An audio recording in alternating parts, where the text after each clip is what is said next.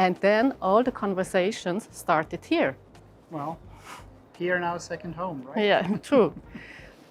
What about you? What's your passion? It's exactly those conversations where you feel this positive energy that I feel. That is really what makes me happy.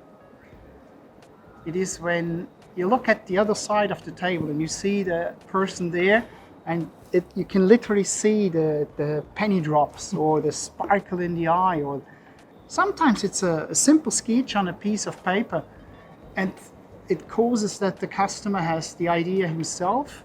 All of a sudden, I think that's the best results we can achieve. You know, it didn't take me a lot. I always started with the same question. It was this question about, what does a handshake mean to you? And from there, they started to share their experiences, their stories, but also sometimes their struggle when they did work with people with a different cultural background. Yeah. And it's key, I think, to walk in the shoes of our customers. And that's what it really takes to cover the customer's needs. I find their processes and how they facilitate or present the topic quite refreshing. So when they're facilitating with the two of them together, they like a good laugh, but they're also really do connect and engage with the participants. That's right. Yep. What's always important for us is really to get a good understanding about the company, about the culture. So that's why we always would go on site to see how it looks like. We would open up our senses, and you know, one thing is to observe how it looks like, how the working environment is like, but also how do people interact with each other? Not only what they talk about, but also how they say things. Is it more formal or is it more informal? So how they collaborate with each other. What did you think about? Look, they're very down to earth, and you know, they've obviously got some connection to New Zealand, and I think that's wonderful. And I think they really understand culture. It was a really good connection with everybody. There were people from different companies, and made them feel very much at ease and able to get on with each other. So yeah, it was a great workshop for me. I really enjoyed it and learned an awful lot about a whole lot of things, and even just interacting with people. It was great. Made up, and you've had your peers kind of judge you in that way, and that's fascinating. It is, because that's how people see you, not necessarily how you see yourself. And our job is to see behind it, or find a way that we find out what is really challenging the people. And you're referring to the water cooler. Well, in our part of the world, in Europe, we would probably say the coffee machine. So the talks around the coffee machine.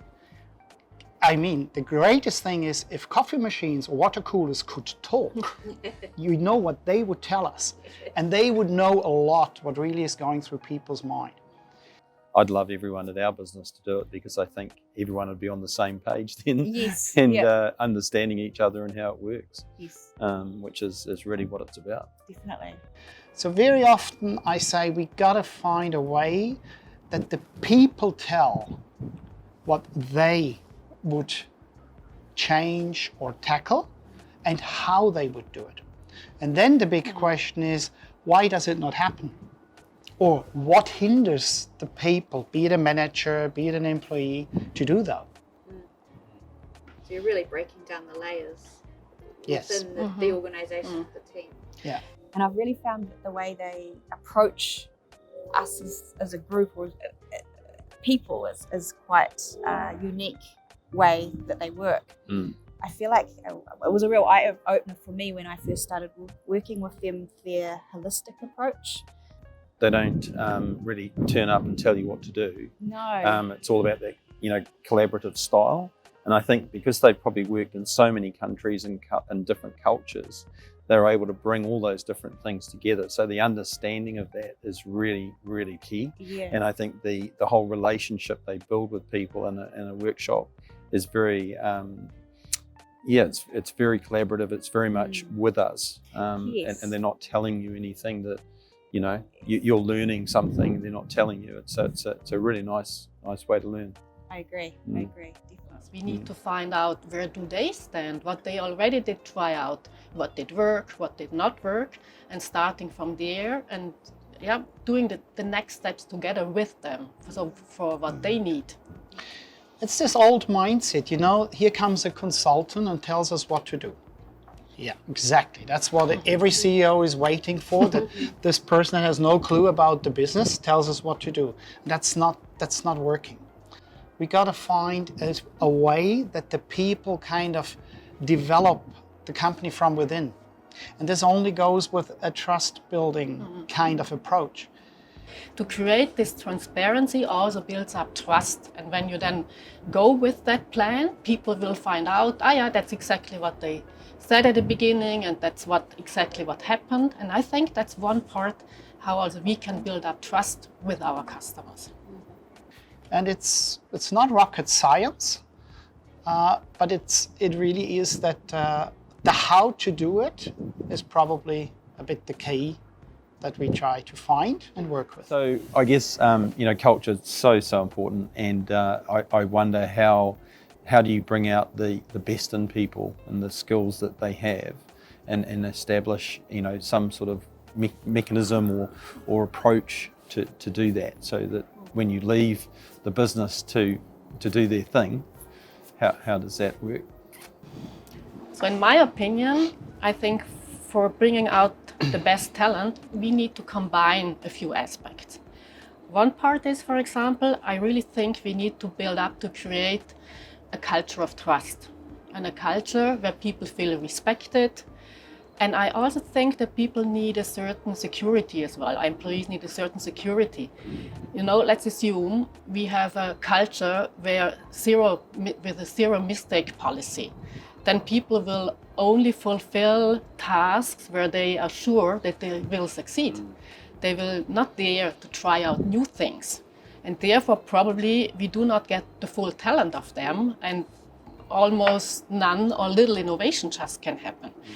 So if an employee knows his strength and also interest, and those matches well with the tasks, then the chance is much higher that they are in the flow, that they perform well, that they are successful, and then they will bring in probably the full talent. And how about collaboration? Is that something that is an important aspect of that as well? Quite honestly, collaboration in my eyes is highly underestimated in businesses today. You find people talking about the topics they have to cover every day, all day long. You find them talking about how organizations should look like, org charts. But the hidden champion to succeed, in my eyes, is really the collaboration. And I put it bluntly, I do believe that future-oriented businesses in this networked world that we have to function, they need a strategy for collaboration. We want our employees to do their job in the best possible way. We probably need them to collaborate. Here comes the word the first time. But the question is, if they do not collaborate nicely, what is the manager doing? Managing that. Here we go. Instead of doing what actually he should be doing. It's actually the bigger challenge is not to learn the new ways, it's to unlearn the old ways. So it's really changing people's way of doing it, isn't it? Yes. They have to adopt and adapt and then incorporate that into the new way of doing it. Absolutely.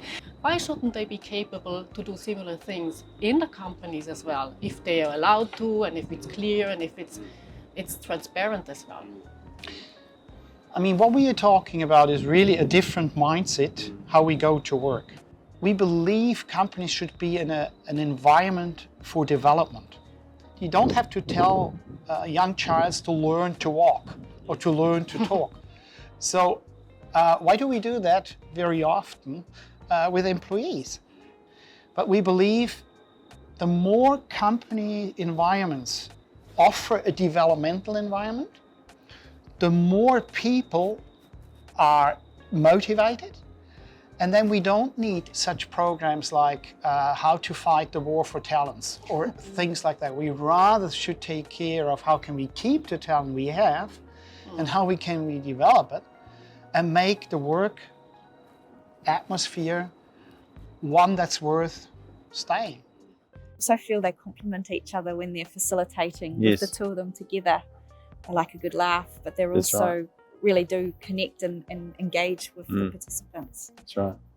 And I think that really helps to translate it into I know for me, into my routine or my daily work, create a bit of self-responsibility in the sense of as a group, you really take it on board and take it to the next level in your daily work. And I know I've used it copious times working with my colleagues now, that how I approach them previously is very different to how I approach them now. And it's not by any means right or wrong, it was just a different way to approach them, and I that's still right. get better results now and more cohesiveness That's right. with my colleagues. I certainly felt the same, that you understand what's happening a lot more. Yes.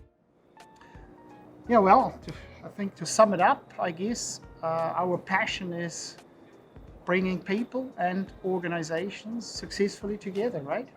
Yes, absolutely. I feel that's where we can add value. And it's a feel for me when I make that difference at the end of the day. That's a nice feeling. Absolutely. Okay, then let's do it. Yeah.